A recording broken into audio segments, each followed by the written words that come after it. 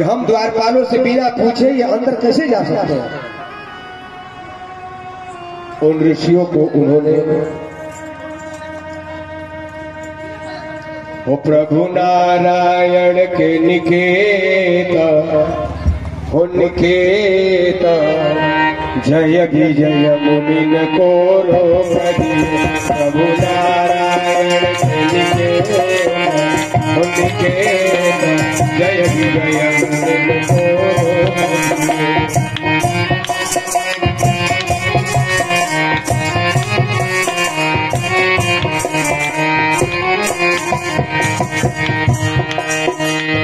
दर्शन को जय विजय दर्शन को सनकादिक आए जय विजय कहे जाने न पाए दर्शन को सनकादिक आए जय विजय कहे जाने न पाए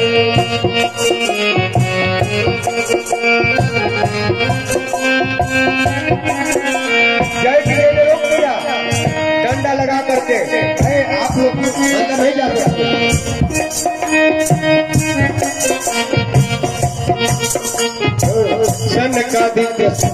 सनकादिक दर्शन को आए जय विजय कहे जाने न पाए दर्शन को सनकादिक आए जय विजय कहे जाने न पाए रुक दिए दिखा कर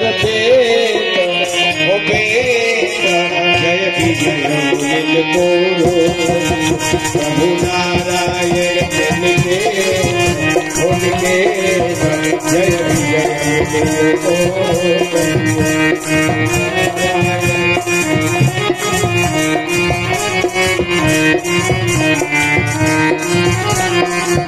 प्रभु नारायण के निकेत हो निकेत जय विजय मुनिन को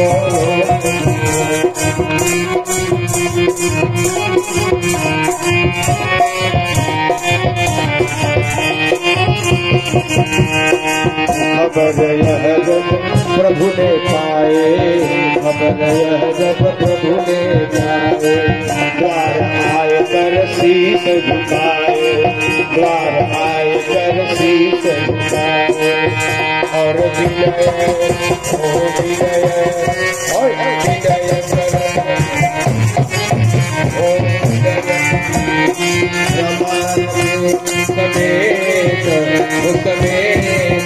जय विजय मुनिन को प्रभु नारायण के निकेत हो निकेत जय विजय मुनिन को प्रभु नारायण के निकेत जय विजय मुनिन को।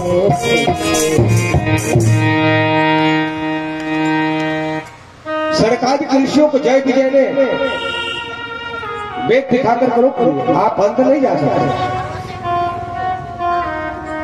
सनक सनंदन सनातन सनत कुमार ऐसे सिद्ध महापुरुष है उनके हृदय में कभी काम क्रोध जा ही नहीं सकता, लेकिन भगवान नारायण की इच्छा ऐसी हुई उनके मन में क्रोध आ गया। उन्होंने कहा अरे दुष्टों तुम भगवान के नारायण के वैकुंठ में रहने के योग्य नहीं हो। वैकुंठ किसे कहते हैं? जहां पर कोई इच्छा न हो, किसी प्रकार की कामना हो, हृदय में न हो, उस लोक को वैकुंठ कहते हैं। कुंठा रहितम लोकम असौ वैकुंठ। जहां हृदय में किसी प्रकार की कुंठा न हो, कोई खेद ग्लानि, कोई कामना न हो, उस लोक को वैकुंठ कहते हैं। सनकादिकों ने कहा तुम लोग के मन में अभिमान आ गया है, इसलिए तुम जाओ 3 जन्म तक राक्षस हो जाओ। भगवान आकर के बहुत अद्भुत प्रार्थना की। फोटो खींचना है क्या?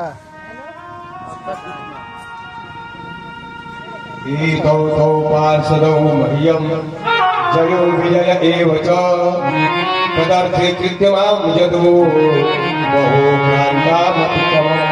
भगवान आकर के साक्षात चरणों में गिर गए सुखदेव जी कहते हैं परीक्षित से परीक्षित, उस समय क्या कहना, भगवान के गले में जो तुलसी की मंजरी थी उसकी सुगंधी सनकादिकों के नासिका में गई। भगवान का दर्शन किए,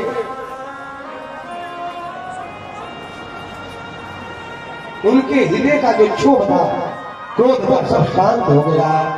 तस्यारविंद नयनस्य पदारविंद किंजलकमिश्र तुलसी मकरंद वायु अंतर्गत स्वगिरेण चकार प्रीसा संशोभमक्षरजुषामपि चीततम्।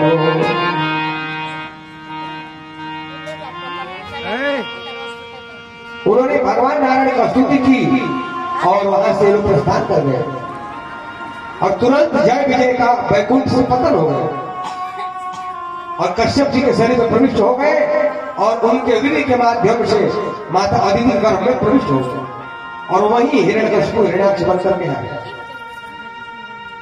फिर आगे कथा कहते हैं मैत्रेय जी से विदुर जी को मैत्रेय जी कहते हैं,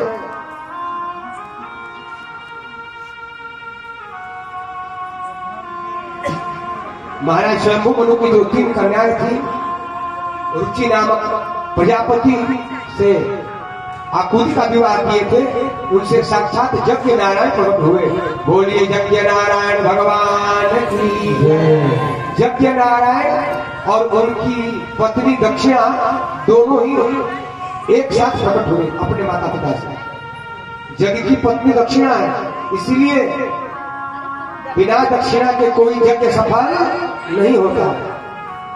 आकुति माता का विवाह रुचि नामक प्रजापति से हुआ, उनके गर्भ से यज्ञ और दक्षिणा प्रकट हुए, उनका विवाह हुआ। प्रसूति मैया का विवाह दक्ष प्रजापति से हुआ। दक्ष प्रजापति की 60 कन्याएं हुई, कहीं कहीं 16 कन्याओं का भी वर्णन मिलता है। एक कल्पभेद से कथा है, दोनों ही बातें ठीक है। दक्ष प्रजापति की 60 कन्याएं हुई। देवहूति मैया का विवाह कर्दम जी से हुआ। कर्दम जी ऐसे महात्मा है, संक्षेप में कथा को कहूं, कर्दम जी जहां तपस्या करते हैं वहां पर बकरी बैठी है, वहीं बाघ भी बैठा है, चूहा बैठा है वहीं पर नाग भी बैठा है, गाय भी बैठी है, उनके आश्रम में सिंह भी बैठा है। किसी को कोई किसी से बैर ही नहीं है।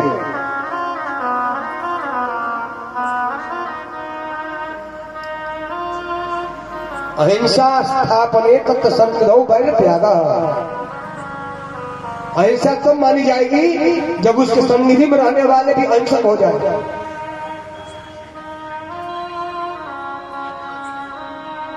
सिंह बाघ जो मांस खाने वाले हैं वो भी भूल गए मांस खाना, एक साथ बैठते हैं, इनका यही परिवार है और ये समाधि में रहते हैं।